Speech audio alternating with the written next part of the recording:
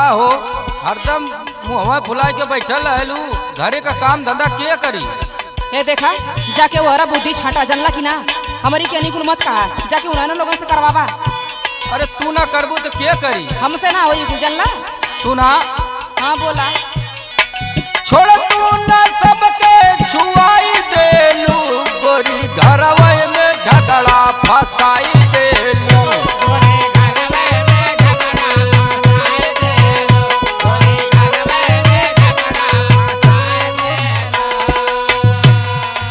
छोड़ तू ना सबके छुआई देलू, गोरी घरवा में झगड़ा फसाई देलू।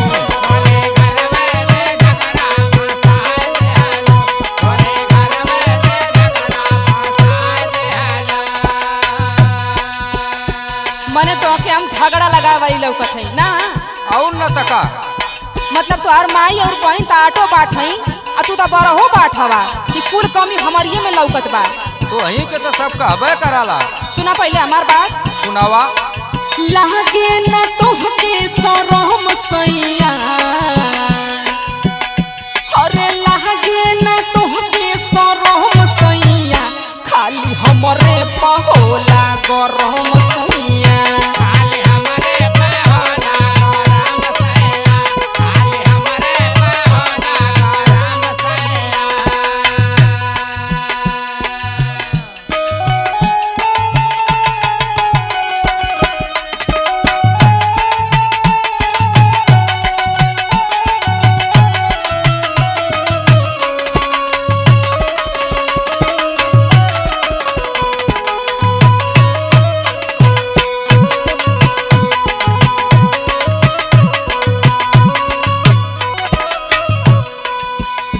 तो हरे चलते घरे में हरदम झगड़ा होले।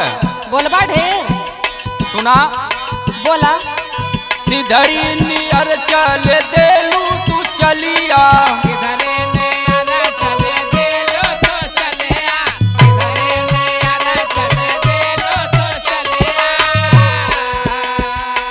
रोहू के सिर पर आ जले विपतिया।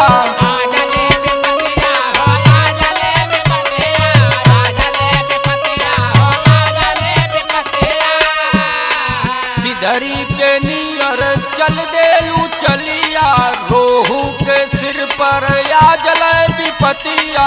पानी में आग लगाई देलू, गोरी घरवा में झगड़ा फसाई देलू।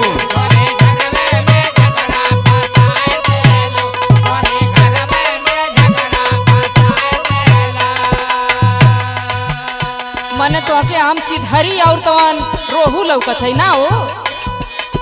अभी ये कुल रह गए कि दिन आ गई केतनो साँच कहला, आज के जमाने में ओकर गलते मतलब निकले वाला बा। गलत करलू तब न सब कहाला। हाँ हाँ सुना पहले। सुनावा। झूठ कहेला जे जगपति आला,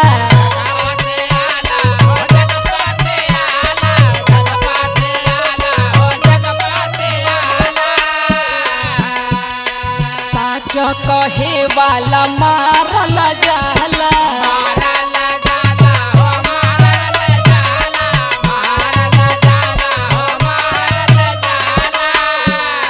झूठ कहेला जे जगपति आला, साच कहे वाला मारल जाला। कैसे बचाई धर्म सैया, अब तो ही बताव। अरे कैसे बचाई धर्म सैया, खाली हमरे पहोला गरम सैया।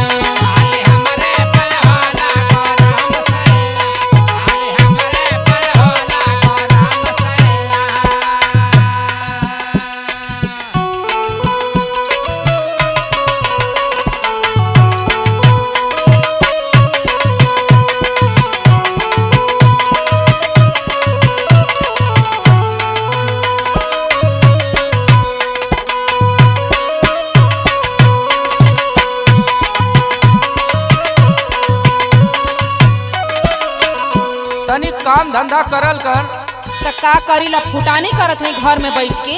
इधर उधर चौधराना पल्ले हूँ खाली। हाँ हाँ बहुत देले हवा ना चौधराना झाड़े खातिर तो टाइमिए देथवा होतनी हमके।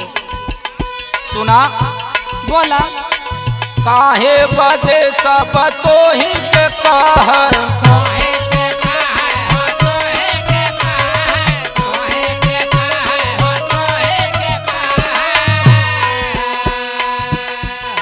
हम तो सहीला केहू न सहे।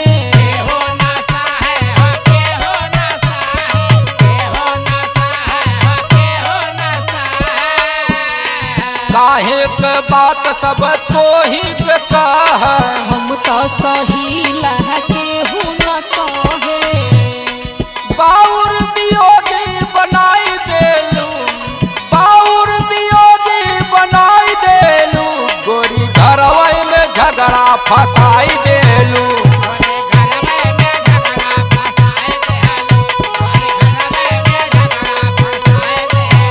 खाली हमरे पहोला गरम सैया।